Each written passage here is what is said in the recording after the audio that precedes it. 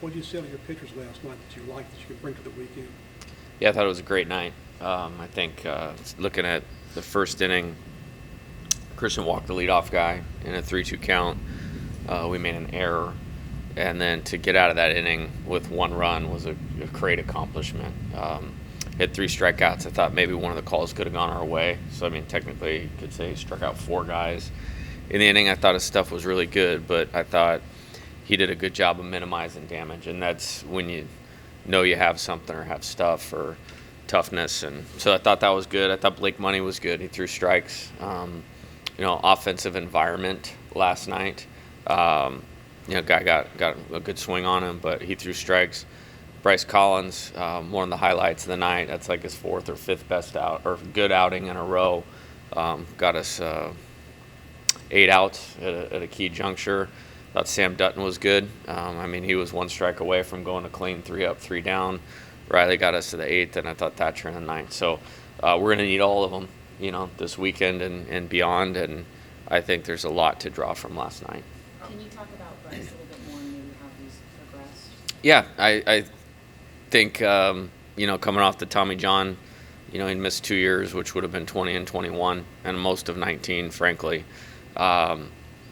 Getting back into it last year, he was an important piece of our pitching staff. Like, statistically, you could actually argue he was our best returning pitcher.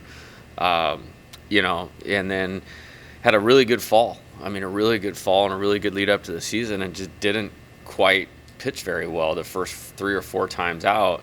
But we've believed that if we're going to get to our potential, he has to be a part of the mix. Changed a couple things, both mentally and physically, and he's been great, and we're going to need him, going forward. But really, really proud of him sticking with it and not mailing it in. He's doing a great job. How closely are you guys monitoring the weather? Doesn't look like it's going to be a great next couple of weeks. That just seems to be the way it's been for a month. Hopefully there's a window to play 3 games. We'll do everything we can to play those games. I got some positive info on game time tomorrow night, so I think that's good. And then we'll see on Friday. Maybe looks like the better day of the weekend. So if we have to play a doubleheader, we'll look at doing that. Any updates on Garrett Edwards or Chase Shores? Nope. They won't pitch this weekend. I can tell you that. Yeah. But how's he doing? Today's an important day to see. Where he's at for the immediate. It's been good progress. He's trying like heck to get back. We need him back. Like I said, he's one of our best pitchers, and he's only pitched 6 times, and he's only pitched twice in SEC games. Hamstrings are tricky, and we just gotta get him out there. But he's gonna throw today, and kind of see how the ability to move around, get off the mound, which is important this weekend with the style of baseball that Kentucky plays, to see if we can trust him to do that and not get hurt when I say trust him to do that. What have you learned about Kentucky these past couple of days? Really good identity. They know who they are, and they play to that well. Known Nick for a really long time. He's a really thoughtful guy in terms of how they put together their program, their roster, how they play, the things that they do well. They bunt as good as any team that we've played since I've been here at LSU. They do a good job with the running game.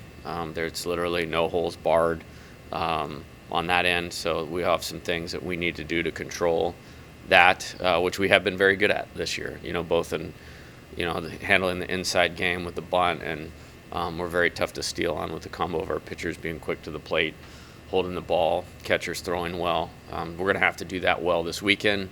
On the pitching side, very in a similar manner, they do a good job. Each guy does a good job of executing what they do well. Like, if you don't take good at bats, then you give them a way to execute what they're trying to do. So we need to be on it, like we were on it last night.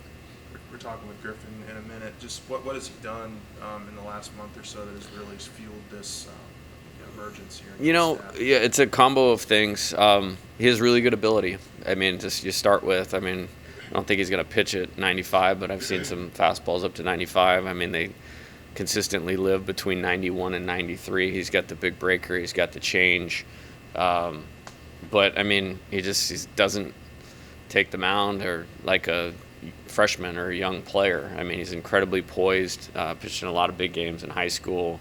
You know, kind of one of our sayings, the situation never gets bigger than your plan. He's maybe the best example on the team of that. And, you know, thank goodness he's here, and just one of those guys you can't wait to put in the game right now because the trust factor is really high.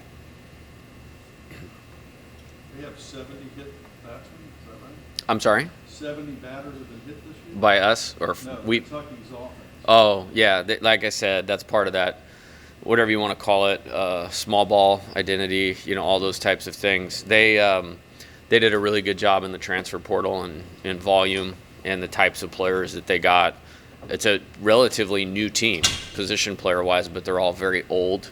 And you can see they're only about winning. You know, nobody's worried about getting drafted over there or doing anything. They do what they need to do to win and have done it very successful.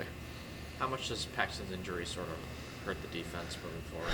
Well, it hurts our team because he's a great player. I mean, and you know, I mean, he's one of those guys, and we have a few of them on the roster that they kind of win the game by themselves, you know, in terms of their performance. You know, so I mean, he was in a lot of pain. You know, I mean, it's a hamstring, same thing. It's a high hamstring, so I guess if there's a silver lining is those typically heal faster than the low hamstring.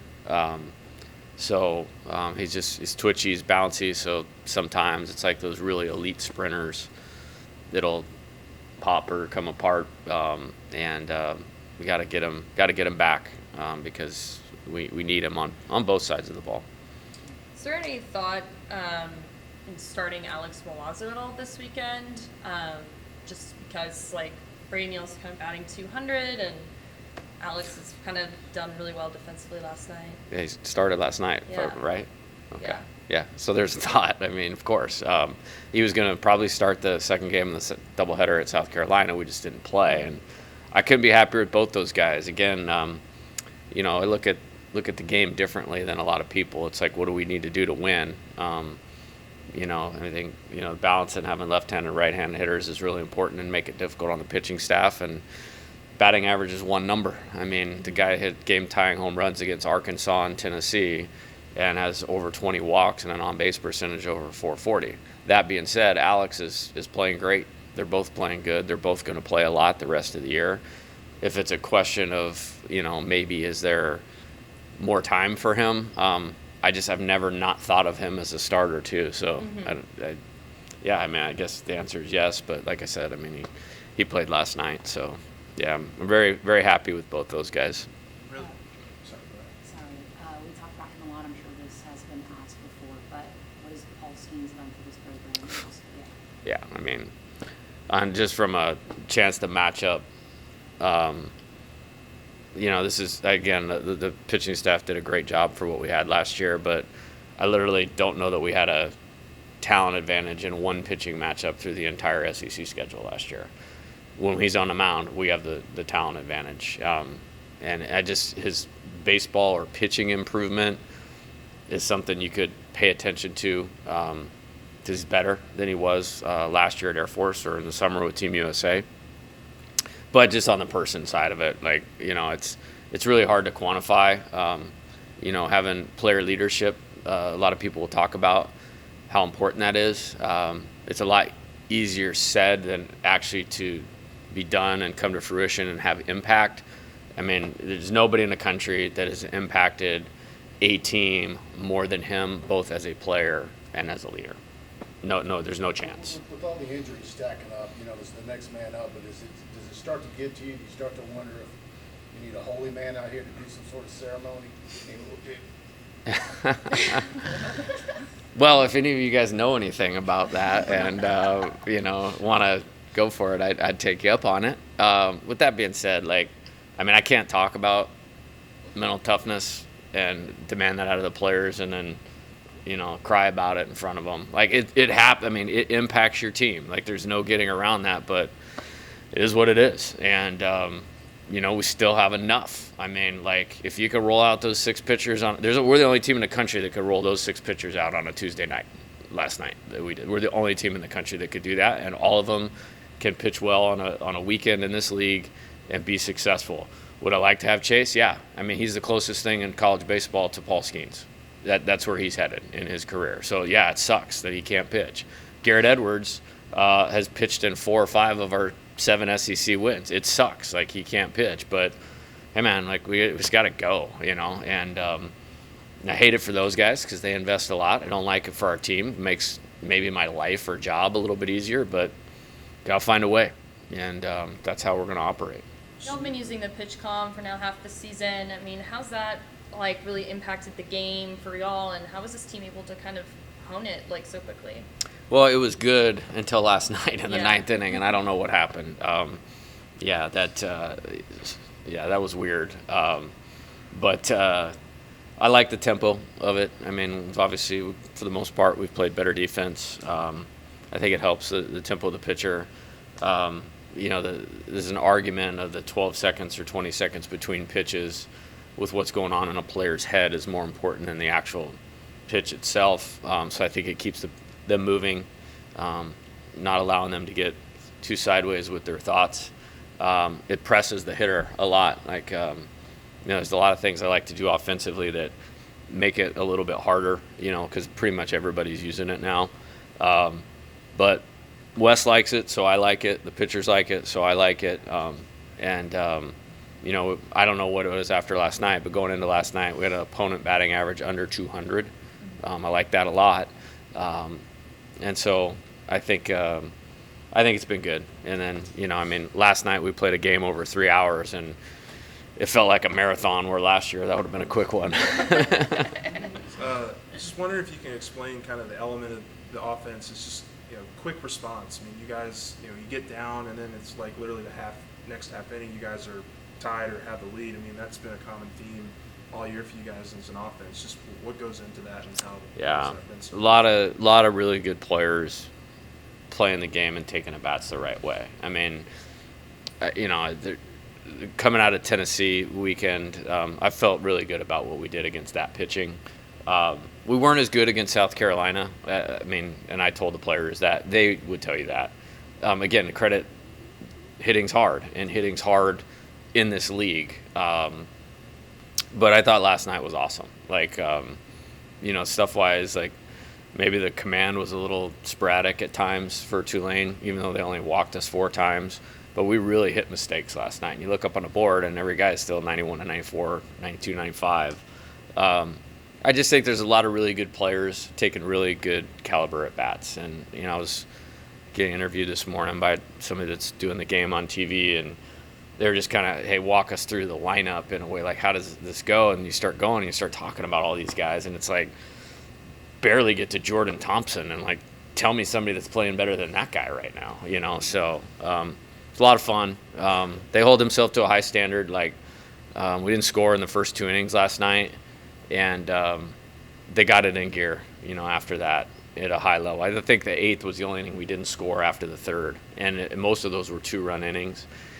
And there's just no break, and there's just guys that can hit mistakes. They walk, they don't swing at balls, move the ball forward with runners on base, take professional at bats, and it's pretty impressive to watch. Like, this is this is not a normal team, and doesn't mean we're a national championship team yet, but it's not a normal team, and they got to keep doing it, and this league requires you to keep doing it if we're going to win games. But through 32 games, pretty good. So you're gonna hit 20 home runs? What's that? Jordan gonna hit 20 home runs?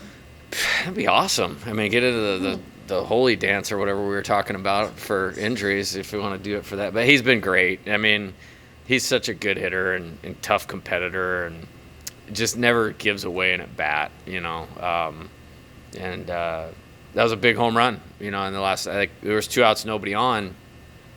He homers, and then we score 2 more. Well, we got a little traffic in the 9th inning. Those 3 runs, changed the deal. Like, Gavin Guidry's probably coming in the game, if we don't score those 3. So he's been great, and I love to see his success because he's It's all baseball all the time. I mean, winning is super important to him, and being the best player he can be on all sides is super important to him. And he's in a good little groove right now. Watching the chemistry with this team, you feel grateful that it's so good for so many good players to play Oh, for yeah. each other? Yeah, huh? Or Oh. you just expect it and No, it's you can't just expect it. I think, and then coaches do that, and then they get pissed when it's not right. Like, you have to work at developing that. No different than developing a skill. And like, as we're going through this right now, regardless of wins and losses, it's like, this is like a team you want to coach forever because of what you're saying. I mean, there's guys that could play every day almost anywhere else, even in our league, and they're not just accepting maybe a role where they're at, but they're actually embracing it. And as coaches, like, we're keeping them all ready, and they know that we're invested in their individual development. I think they know what they have together. And going back to the leadership thing, it's held that at a really high level. And so, you can have a lot of peace of mind and just focus on the things you need to work on, because that part is being done at such a high level. I don't think that's talked about enough, and we're not there. We haven't had massive adversity outside of the injury thing. But that's one of the reasons you're seeing sustained play. I mean, I said it the other day, we've only played 5 games, or we'll have 5 wins, or 5 games played by 4 runs or less, I think, this year. And that's a credit to, because they show up and you get their best and they're good players. And so we get some wide scores, and we've played good in those closer games. I think we're 4-1 in those closer games. So that adds to all of that, but they're a lot of fun to coach because of that. Is this team the best you've had as far as coming close to your hitting philosophy? Book's not closed on that. Yeah, they gotta keep on that. We're better than we were last year, and that was a good offensive team last year. I think to be determined. I think they're so talented that I don't want to mix just getting it done versus getting it done by doing it the right way with the talent. We've seen both of those things happen at times, and it's a fun challenge, but it's just like one you got to continue to reinvest in this league, because it's like you keep looking down the schedule. They're going to have to do it, because you're looking at this team has a really good offensive identity. I mean, Ole Miss the place is a bandbox, and I mean, they're top 6 hitters. I mean, they're legit. So we have to keep going. I don't even know who we play after that. Alabama scores a lot of runs. Their whole team's back, so they're gonna have to stay on it. But they're doing a good job with it so far. With Tommy White, how's he sort of tried to work through, I guess, some of these defensive mistakes? Just work, yeah. I mean, like, it's simple stuff. It's like, don't stop your feet when you throw. I mean, we haven't stopped our feet when we throw since August 26th, and did last night, and then he made 3 really nice plays after that, like really nice plays. So I think he'll be fine. And he's going to have to be good this weekend, because they're going to put the ball in play, and they're going to put the ball in play within the inner area of the infield. And so I think he'll be good. It played so good for so long, right when he got back in there after the injury. It kind of surprises you, but it's a work in progress. They're all a work in progress, no matter how talented they are. Anything else for Jay? Thank you. Yeah, talk to Gavin Dugas. He's way more interesting.